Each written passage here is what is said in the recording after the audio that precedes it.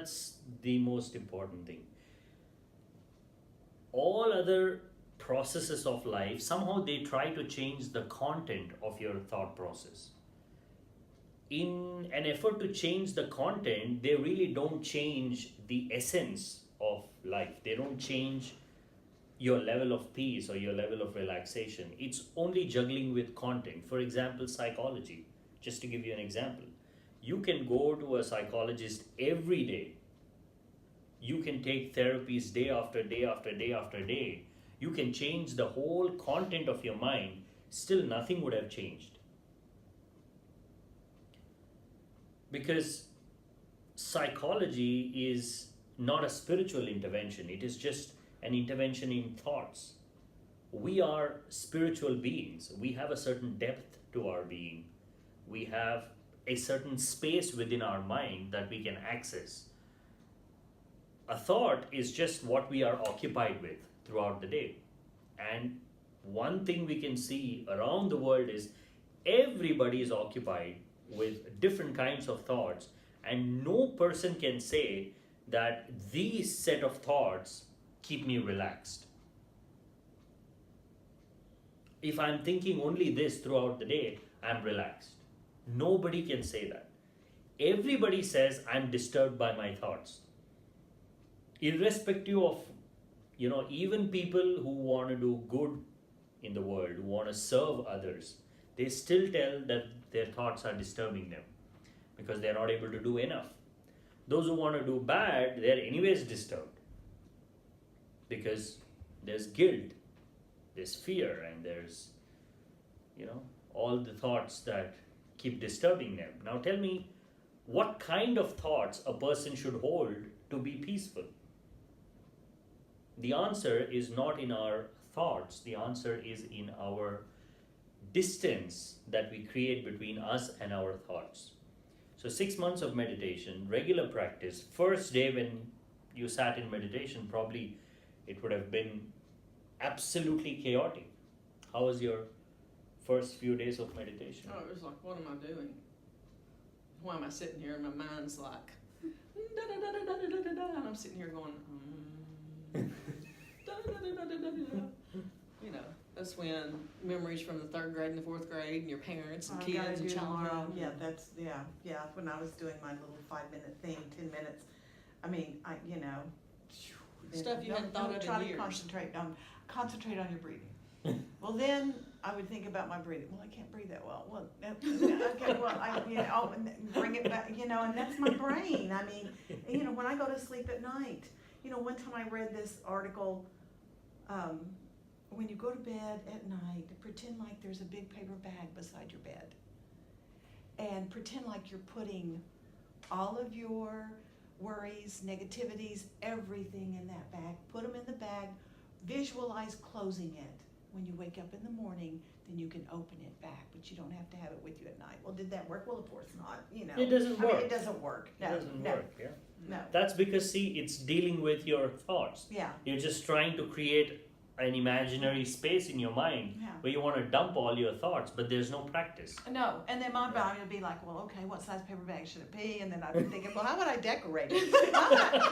And that's truly how my mind, it does, my brain never stops, and I don't think it even stops. That's why I don't sleep well. Yeah. How many hours do you sleep, Dara? Well. Peacefully, like comfortably. You're now, absolutely asleep. Okay. A year ago, I would have said 6. Okay. 5 to 6. Today, sometimes 2.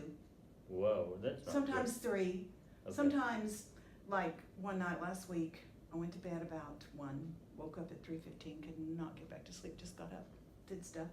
Finally went back to bed around 6.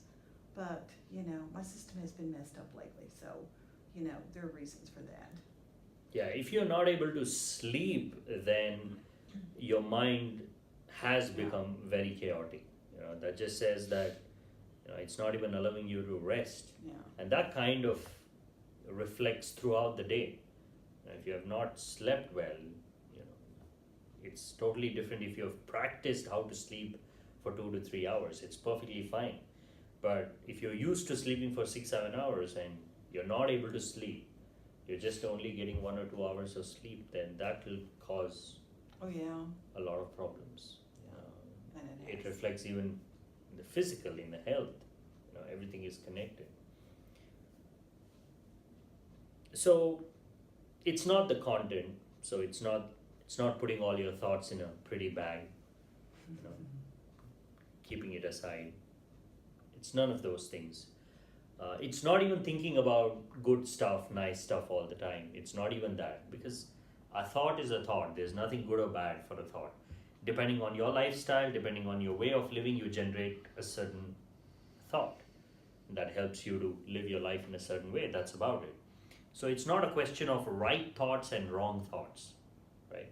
So there's no debating, oh, he's a peaceful man because he generates right thoughts, he generates good thoughts. No.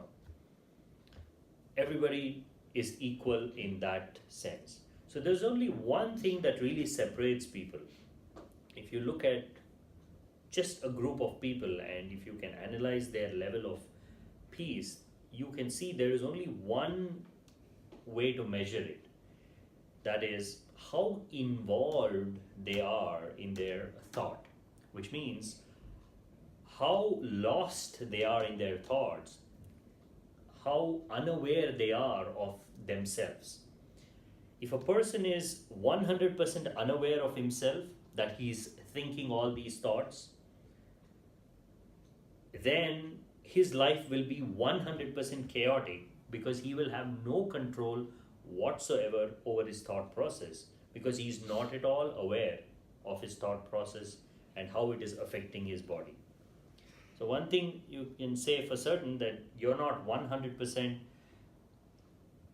unaware, because you're reflecting on your thoughts and you're thinking about how to change it. You're asking questions about meditation, spirituality, all that. That means that there is a certain level of awareness of who you are, your mind, your thoughts. As this level of awareness increases, when you become more aware of your thoughts, you can see certain patterns in your thought process. Every thought has an underlying pattern. You would have figured that out in meditation. If you can unlock this pattern, you can deal with a thought. Without knowing this pattern, trying to deal with a thought is extremely difficult. It is like, you're sitting in a car that is on a ship, and the ship is going in one direction, and you're sitting in the car and you're moving the steering wheel, trying to go in different directions. Firstly, you don't even have control, because you are thinking that you're sitting in the car and you have all the control to go left or right. But you don't realize that it's the ship that is in control of the direction, not the car. So only when your awareness shifts from the thought to the mechanism that is driving that thought, you will get any control over your life. As long as you're simply occupied with a thought and you're trying to change your life, you will not be able to do it. This is where meditation comes in. Meditation firstly makes you aware of this mechanism, this huge ship that is holding the thought. Thought doesn't exist by itself. It needs yourself, your individuality, your personality, who you are. The kind of thoughts you generate depends on your entire being. Although a thought is simply arbitrary, it just comes and goes, but it depends on you. Because at the end of the day, it is you who is generating that thought in your mind.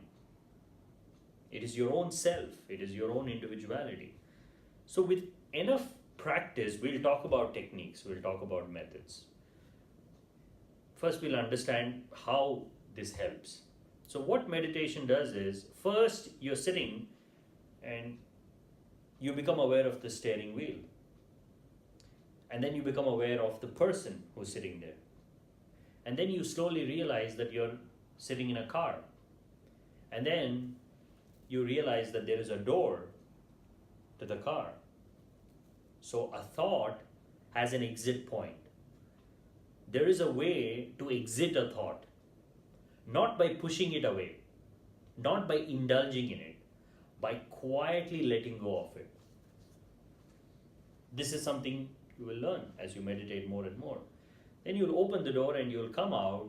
That is when you'll realize there is another completely different mechanism that is driving this small car. This driving mechanism is what you need to be aware of. Then begins your actual journey in walking on the ship and trying to find where is the steering of the ship.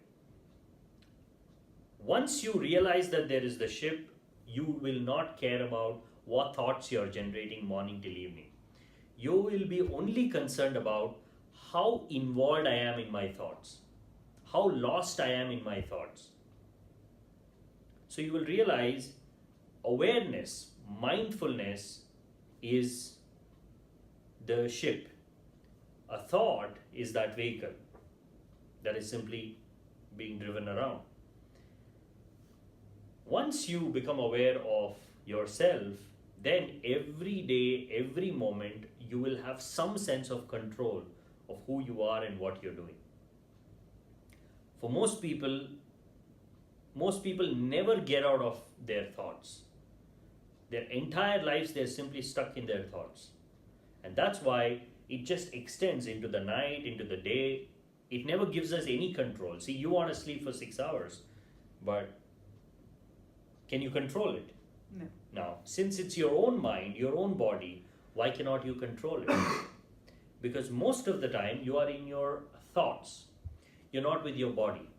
When you're with your body, you can control certain things. When you're in your thoughts, nothing can be controlled. So bringing this control back from thoughts to the body is meditation. Moving from chaos to clarity is not moving from one part of the chaotic mind to another part of a clear mind that has clarity. Moving from chaos to clarity is to move from the mind to the body.